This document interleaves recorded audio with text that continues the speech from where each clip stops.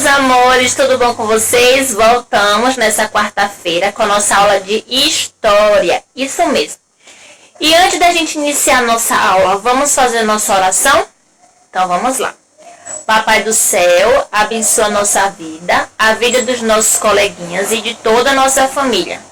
Iluminai a nossa aula para que possamos aprender bastante nesse dia. Amém? Então vamos lá. E como sempre, todas as vezes que a Pro inicia uma aula com um assunto novo, ela revisa os assuntos que já foram dados. Isso é bom também, porque se vocês tiverem alguma dúvida, vocês tiram nessa aula. E também, quando chegar a prova, né, vocês vão estar bem espertos. Então, hoje a Pro vai revisar sobre os bairros e moradias e sobre a independência do Brasil. Sim, a gente falou sobre a independência do Brasil na nossa aula de arte, não foi? Só que a Pro também vai falar de história, porque vai cair na provinha de vocês de história, tá certo? Então vamos lá. Os bairros. Você sabe o nome do seu bairro? Acredito aí que todos já devem conhecer o nome do bairro de vocês. E aliás, você sabe o que são bairros e quais são os tipos? Você já sabe o que são bairros e quais são os tipos? Então vamos lá. As cidades são territórios muito grandes. Para poder organizá-las e localizar mais facilmente os endereços, foram criados os bairros. Então, os bairros têm a função de fazer com que seja mais fácil localizar os locais e organizar a cidade, tá? Cada bairro tem sua característica definida pelas pessoas que vivem nele, pelo local que se encontra e pela atividade que ali existe. Então, todos os bairros são iguais? Não. Isso vai depender muito de quem vive ali, das atividades que existem ali. De maneira geral, os bairros podem ter prédios, casas, comércios, escolas, hospitais, indústrias. Sendo assim, existem alguns tipos de bairro. Existe um bairro residencial, onde a gente encontra, na sua grande maioria, casas e prédios. Existem os bairros comerciais, que a gente encontra lojas, bancos, farmácias. Existem também os bairros industriais, que ficam afastados dos centros, por causa da sua poluição sonora, sua poluição do ar, do solo, e porque também é muito grande, né? Em sua grande maioria precisam de mais espaço. Então, elas também ficam afastadas do centro. Existem rurais. Alguns bairros rurais também são localizados distantes dos centros. E lá existem plantações e criações de animais. Existe um bairro misto. Em sua grande maioria, existe um bairro misto, que a gente encontra nele prédios, casas, hospitais e comércios. A gente encontra um pouquinho de cada atividade ali no bairro. E os bairros, eles trazem sua história, né? De onde surgiu, os primeiros moradores, como se desenvolveu. E vocês também fizeram uma pesquisa sobre isso, não foi que a Pro pediu, vocês mandaram para mim. Então você já conhece o nome do bairro de vocês e a história do bairro.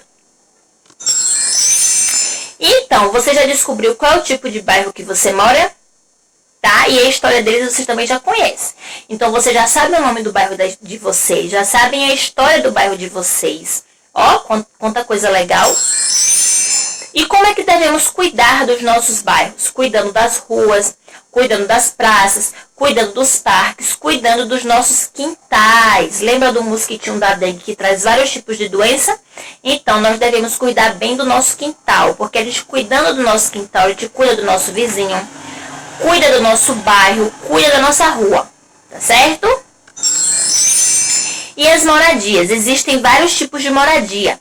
Isso vai depender das condições das pessoas que moram ali, da região, né? Então, existem diversos. Por exemplo, a moradia é muito importante. Por que a moradia é muito importante? Porque ela nos protege do frio, do sol, dos perigos e muitas outras proteções. Então, é muito importante a nossa moradia, onde a gente vive, o lugar que a gente mora com a nossa família. Então, é um lugar muito importante.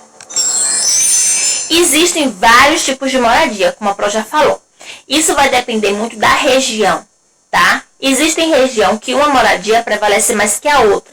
Mas também isso vai depender também das condições das pessoas que moram ali. Existe a casa de alvenaria, que é a mais conhecida, que provavelmente é o tipo de casa em que você mora, que é o tipo de casa que eu moro, que é feita de blocos, de cimento, então é chamada de casa de alvenaria. Existe a casa de madeira, como o nome já diz, ela é construída por madeiras, tá? Elas são construídas de madeiras. Existe a iglu, que fica em territórios que são frios, que tem neve, então elas são feitas de blocos de gelo. Existe a oca, que é a casa dos índios, que elas são espaçosas, enormes, vivem várias famílias juntas. Elas não possuem janelas, nada, dormem na rede, tá? Então a oca, feita de palha. As palafitas, essas casas elas são encontradas em lugares que podem alagar, que ficam perto de lagoas, de rios.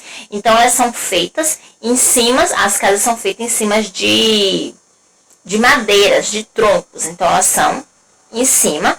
Por quê? Para que não haja alagamento, para que a casa não invada, para que a água não invada a casa, a moradia.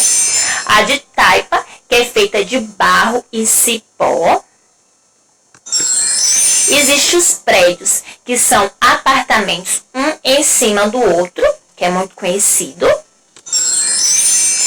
E isso foi alguns tipos de casa, tá? Existem vários tipos de casa ao redor do mundo. Cada povo constrói sua residência de acordo com suas necessidades e de acordo com o ambiente em que vive, tá? Então as casas dizem as condições que as pessoas têm de construir aquele tipo de casa e a região em que se mora. As ocas, que são as casas dos índios, elas são construções grandes, sem divisões internas, sem janela, feitas de palha, que servem de moradia para os índios. Iglus, pequenas casas feitas de blocos de gelo, localizadas em regiões geladas, onde moram os esquimós. Palafitas, casas apoiadas em estacas altas, fincadas no fundo do rio, para se proteger dos alagamentos.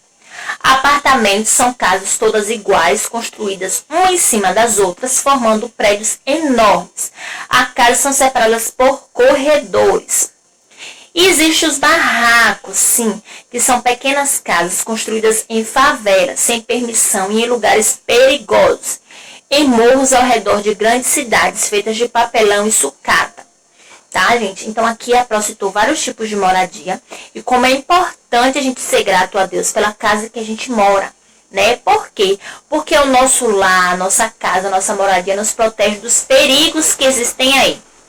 Nos protege do frio, da chuva, do sol, de vários bichinhos, né? Aqueles animais nocivos que a Pró falou, que fazem mal à nossa saúde. Nos protege dos perigos da noite. Então a nossa casa, o nosso lar é muito importante. E a gente pode observar também que existem vários tipos de casas. E casas que poderiam ser melhor, mas isso vai de acordo com a necessidade das pessoas que vivem ali. Então que possamos ser gratos a Deus pela nossa moradia, tá certo? E hoje a gente vai falar um pouquinho sobre a independência do Brasil, sim. Dia 7 de setembro, que foi essa semana, nossa segunda-feira, que foi feriado, não teve aula, não foi? Foi comemorado o dia da independência do Brasil. A Pró falou um pouquinho sobre isso na nossa aula de artes. Quem lembra? Então a Pró vai revisar na nossa aula de história. Por quê? Porque esse assunto também cairá na prova, tá? Então a Pró vai revisar. Ó que imagem bonita, tem a bandeira atrás, a nossa bandeira do Brasil. E existem aí Dom Pedro com a espada suspendida gritando o que, gente? Independência ou morte. E a gente vai conhecer um pouquinho sobre essa história, certo? Vamos conhecer essa história. Desde que foi descoberto por Pedro Álvares Cabral em 1500, o Brasil era colônia de Portugal. Então o Brasil ele pertencia a Portugal. Em 1808, há muito tempo atrás, o rei de Portugal, Dom João VI e toda a sua família real mudaram-se para o Brasil para evitar conflito com Napoleão Bonaparte. Então, o rei de Portugal, ele trouxe toda a sua família para morar no Brasil. Mas Mas em 1821, o rei voltou para Portugal e deixou o seu filho, Dom Pedro I, como príncipe regente do Brasil. Ele foi embora, mas deixou o seu filho, né, para cuidar do Brasil, tomar conta do Brasil. Então, ele era o príncipe regente do Brasil. Então, foi no dia 7 de setembro de 1822, às margens do rio Ipiranga, que fica em São Paulo, que Dom Pedro I proclamou independência ou morte. Sim, suspendeu a espada e gritou: independência ou morte! Portugal queria que o Brasil voltasse a ser apenas uma colônia, mas Dom Pedro não aceitava mais essa situação. A partir desse dia, o Brasil não pertencia mais a Portugal. O Brasil era um país livre. Então vamos conhecer um pouquinho. O Brasil foi descoberto em 1500 por Pedro Álvares Cabral. E aí Portugal tomou conta do Brasil. O Brasil fazia parte de Portugal. Então a família real se mudou para cá, mas teve que voltar para Portugal. Então ele deixou o seu filho para que pudesse tomar conta do Brasil. Só que aí Dom Pedro I começou a perceber que não era tão bom para o Brasil que ele se ele ficasse somente colônia de Portugal. Eu vou explicar um pouco lá na frente. Então o dia da independência é um feriado nacional do Brasil, celebrado todos os anos, dia 7 de setembro. Então, todos os anos, 7 de setembro, comemoramos a independência do Brasil. Isso quer dizer que o Brasil é livre, não é mais uma colônia. O Brasil é uma nação e um país, tá certo? Então, todos os anos comemoramos. É o ano que esse ano não teve, né? Mas todos os anos a gente tem o quê? O desfile de 7 de setembro, que a polícia desfila, o bombeiro, desfila o exército, né? Desfila as escolas da nossa cidade. Tudo isso é em comemoração à independência do Brasil, porque o Brasil é um país livre.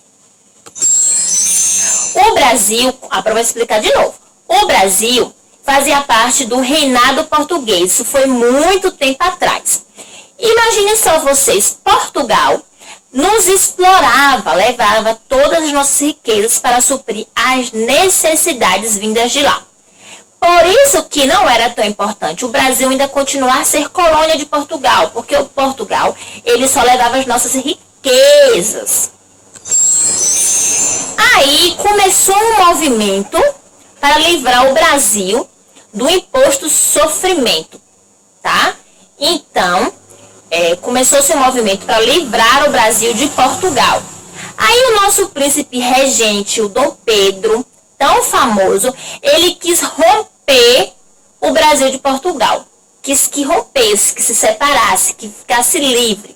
Então ele foi muito corajoso. Aí no Riacho Ipiranga, quem lembra que era em São Paulo, que a Pro falou, ele deu um grito muito importante. Levantou a sua espada e gritou: independência ou morte? Isso. Então estava feito. O Brasil virou nação e Dom Pedro virou rei depois da coroação. Tá?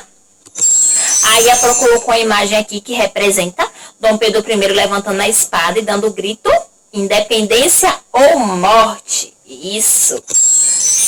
Aí foi em 7 de setembro que Dom Pedro declarou o Brasil independente e a sua história perdurou. Por isso comemoramos, exaltando o Brasil. Viva o nosso país, nossa pátria, mãe gentil.